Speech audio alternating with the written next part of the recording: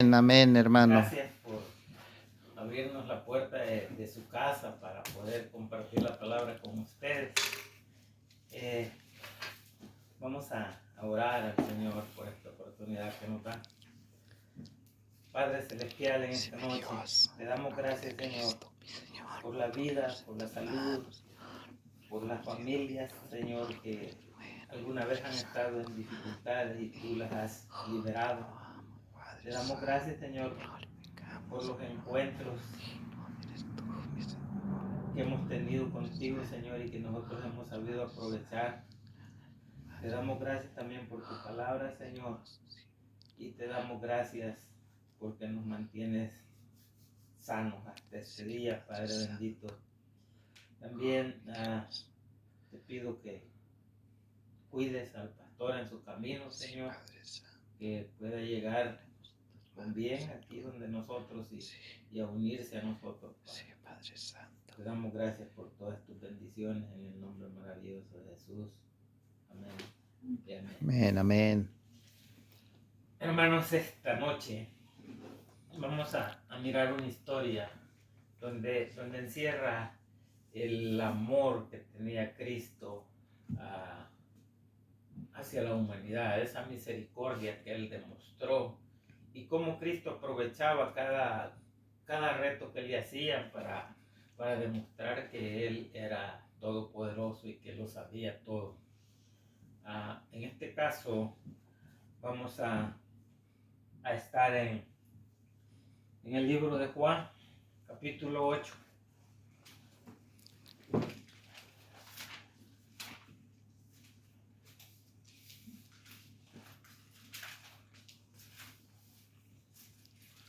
Juan capítulo 8 del 1 al 11.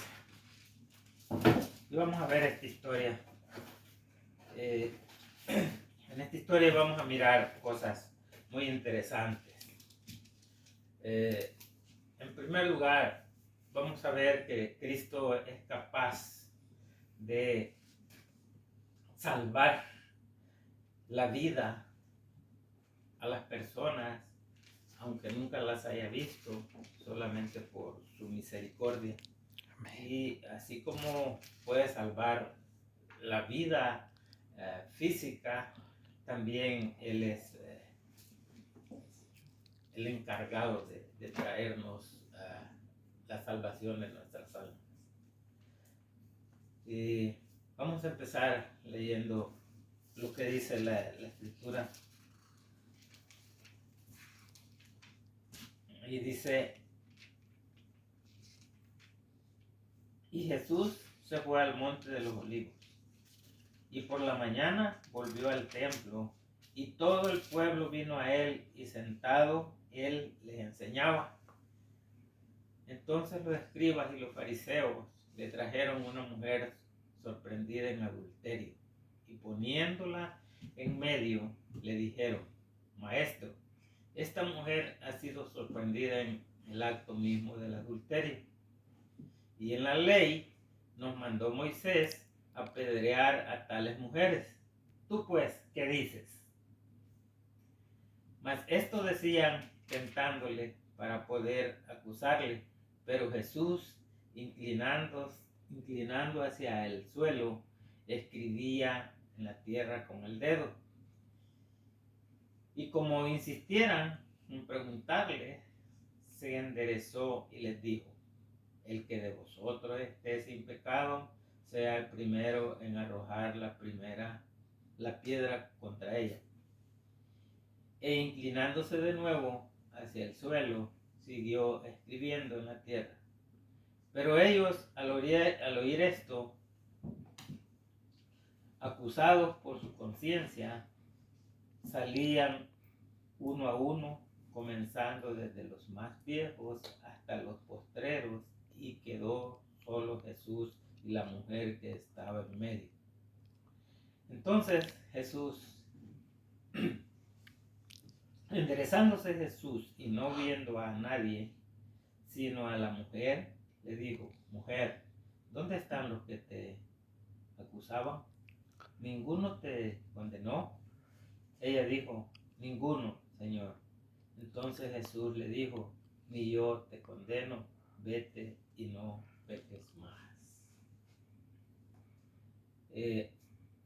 Vemos que en los versículos del 1 al 5 es cuando los fariseos, los escribas y los fariseos aprovechan para tentar a Jesús, aprovechan la falta que había tenido la mujer, ¿no?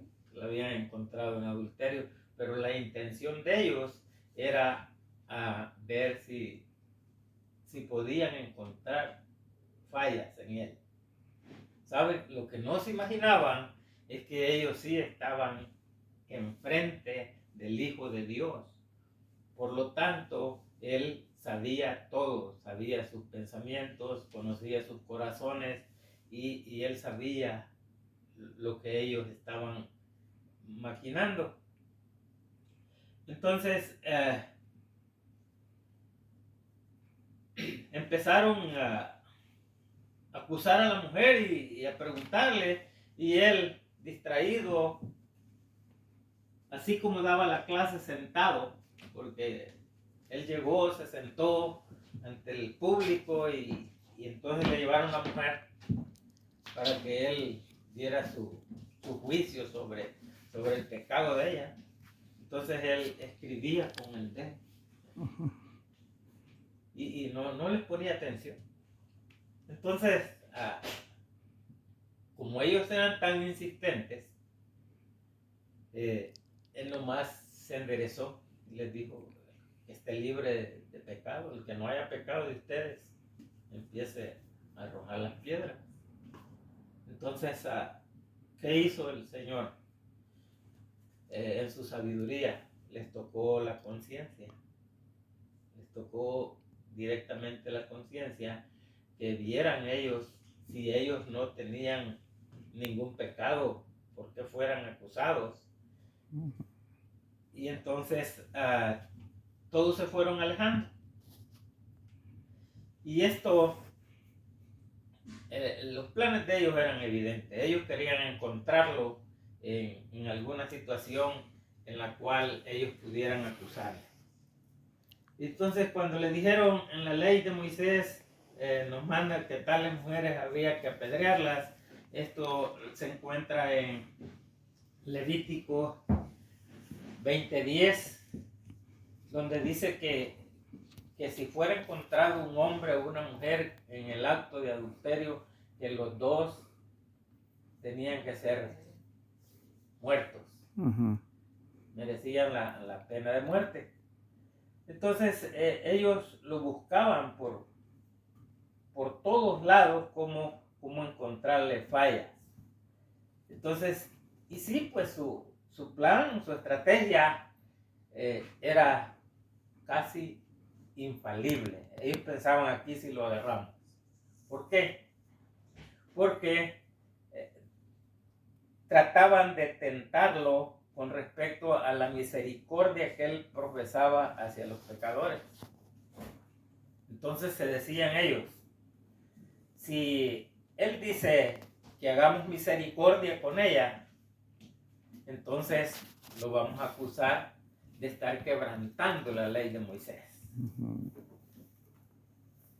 Y si dice que tenemos que cumplir con la ley de Moisés, entonces lo vamos a acusar ante los romanos, porque en ese tiempo el pueblo judío estaba bajo el imperio romano y los romanos no le permitían a los judíos que declararan legal la pena de muerte. Entonces, de cualquier forma, ellos lo iban a acusar, ¿no? Ya fuera que quebrantara la ley de Moisés, lo iban a juzgar ellos mismos con la ley judía. Y si desobedecía lo que decían los romanos y les mandaba que apedrearan a la mujer, entonces lo iban a ir a acusar con los romanos. Pero Jesús, pues, él conocía los corazones, los pensamientos de ellos, así como los nuestros, y entonces nomás les hizo el reto, ¿verdad? Que no tenga pecado, pues empiece a a tirar piedras. Entonces, vemos que la sabiduría de Jesús estaba más allá de las pretensiones de ellos, y tampoco dejaba de ser misericordioso, porque de una manera u otra él sabía que iba a liberar a la mujer de ser lapidada, de ser apedreada. Y les decía al principio, Jesús es capaz con su poder tanto de salvar la vida terrenal como también nuestra alma, salvarla de que no vaya al infierno. Amén. En este caso, pues la Biblia no nos da referencia de que esta mujer siguió a Cristo después del encuentro que tuvo con él. Porque más adelante, cuando en la resurrección de Jesús, a la primera que se le presentó fue a María Magdalena. Sí. Y esta María Magdalena, casi todos hemos creído que esta María Magdalena fue la mujer, esta pecadora, y no, porque dice la Escritura que esta mujer a quien se le presentó Jesús de la resurrección, después de resucitar, fue María Magdalena, pero a la que él le había sacado unos demonios. Entonces, no es la misma María Magdalena de esta historia. Pero según los historiadores, dicen que fue un sacerdote, un papa, el que proclamó que María Magdalena era la mujer que habían acusado ante Jesús como adúltera. Y entonces ya todo el mundo creyó así. Y eso lo cree todo el mundo, como les digo, porque cualquier persona dice, no, María Magdalena fue perdonada, y se pasan en eso, y todos, bueno, yo tenía eso también en la mente, que María Magdalena, hasta le decían la pecadora penitente a algunos, y entonces, viendo la Escritura, nos damos cuenta de que no hay referencia de que esta María Magdalena haya seguido a Cristo después. Tuvo el encuentro, tuvo la oportunidad de que primero le salvó su vida de ser apedreada, y tuvo la oportunidad también de haber salvado su alma. Si no lo hizo, pues como dijo el autor Derbez, se lo perdió. Pero sí le salvó su vida. En cambio, hay otros que el Señor les ha salvado su alma, como el caso del que estaba crucificado con él a su derecha, de Dimas. No le salvó su vida humana, pero sí le dijo, hoy mismo estarás conmigo en el paraíso. Entonces son dos clases de salvaciones. A esta la rescató de la muerte física, y aquel lo rescató de la muerte eterna. Wow. Entonces, cuando vemos la Escritura, cuando nos detenemos a estudiar la Escritura, nos damos cuenta de tantas cosas que nosotros en nuestra mente y en nuestro corazón hacíamos como realidades. De tal manera que cuando Jesús le decían, ¿tú qué dices? Y le insistían, y él escribía. Después de que lo retó a que el que no tuviera pecado, que lanzara la primera piedra, volvió a estar escribiendo. Tampoco la Biblia no dice qué escribió Jesús ahí. No dice qué escribió. Algunos dicen que era como una estrategia para darles tiempo a que pensaran lo que estaban haciendo, a que razonaran, a que se juzgaran ellos mismos. Y entonces En Mateo 7:1 dice, no juzguéis para que no seáis juzgados. Y entonces nosotros no podemos hacer juicios a otras personas, porque a lo mejor nosotros nos estemos juzgando a nosotros mismos.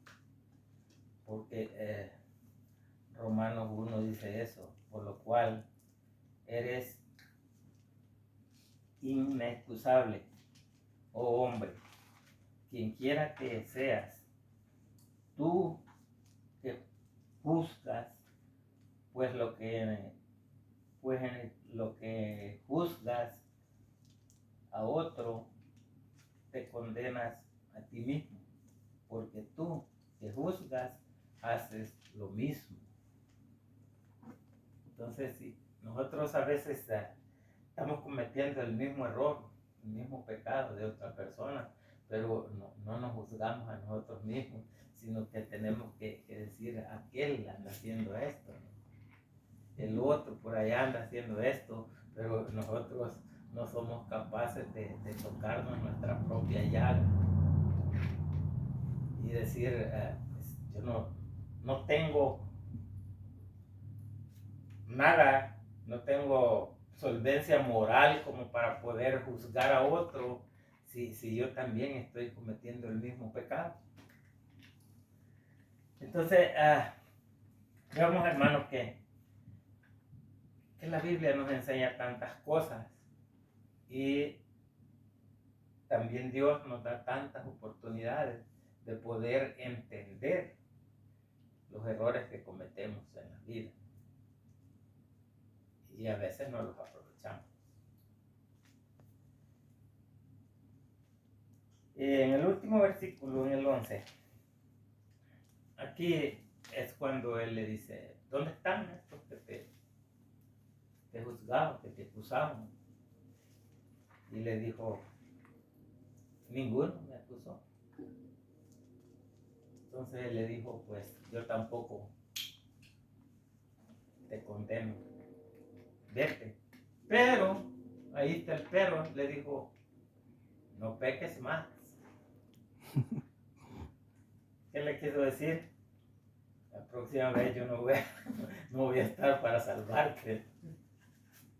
Así como le dijo al cojo que salvó y lo encontró en la iglesia, en el templo, está en Juan 5, le dijo, ¿qué haces aquí? Le dijo, mejor vete porque te puede venir otro mal más grande. Entonces el Señor nos da la oportunidad, pero es posible que es una sola vez.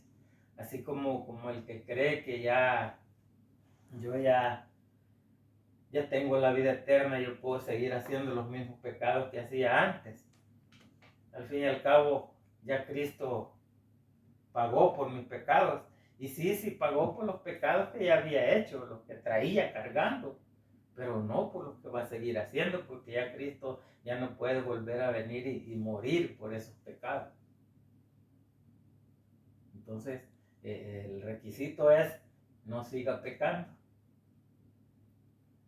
Ya usted ya tiene la salvación, permanezca en el camino del Señor, siga siendo obediente, sígale sirviendo a Él y no vuelva a caer en el pecado. Y la enseñanza principal es que en Cristo no hay muerte, ni física, ni muerte eterna, porque Él vino a salvar al mundo, no vino a condenar. Entonces no hay condenación por el pecado después de Cristo. Y no hay condenación porque Él manda a que se arrepienta y que no siga pecando. Si lo sigue haciendo, no es Cristo el que lo condena, sino su propio pecado.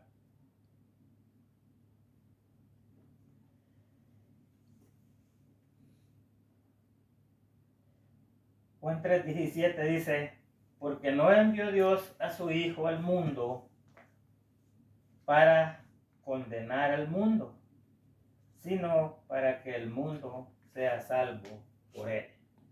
Entonces, es lo que dijo Cristo: yo no he venido aquí a condenar a nadie. Yo he venido a salvar, no a condenar.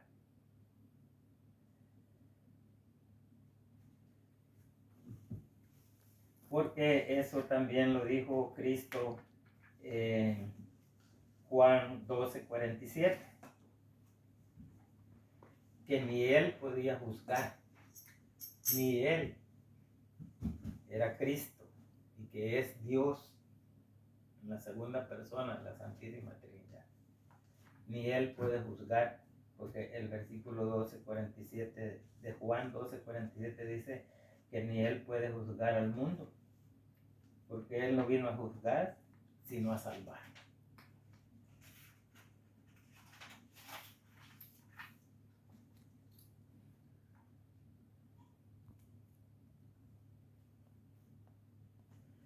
Entonces, hermanos, nosotros confiadamente podemos ver que en Jesús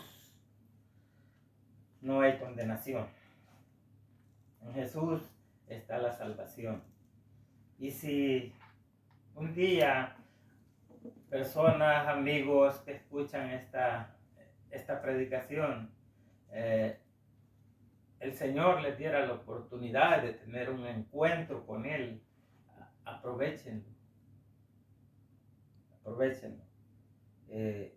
Sigan al Señor, acéptenlo como su Salvador, porque en Él no hay condenación por los pecados.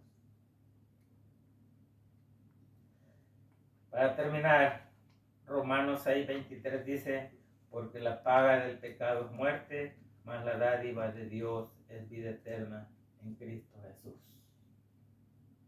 Entonces, si nosotros estábamos muertos por los pecados, después de Cristo, nosotros vivimos, porque Él nos salvó de esa muerte en la que estábamos por nuestros delitos y pecados. Hermanos y personas que escuchan, acepten a Cristo como su Salvador. La palabra dice que no hay otro nombre dado a los hombres en el cual haya salvación, solamente en Cristo. Amén. Si alguien escuchó estas palabras y su corazón fue tocado, puede contactarse con nosotros, y nosotros gustosamente es la comisión que tenemos de hablarles del Evangelio de salvación. Amén. Amén. Vamos a orar. Gracias, Padre, por tu palabra. Gracias por enseñarnos cosas, Señor, que nosotros ignorábamos. Gracias, Señor, por hacernos entender que los encuentros divinos, Señor, no se dan todos los días. Gracias, Señor, por enseñarnos que tú das la oportunidad a cualquiera que esté en pecado de poder arrepentirse y poder ser sanado de sus pecados, y también la oportunidad de la vida eterna. Gracias por habernos mantenido juntos. Gracias porque nos mantienes con el deseo, Señor, de hablar de tu palabra. Y gracias por esta familia. Gracias por el pastor, que también siempre ha estado él atento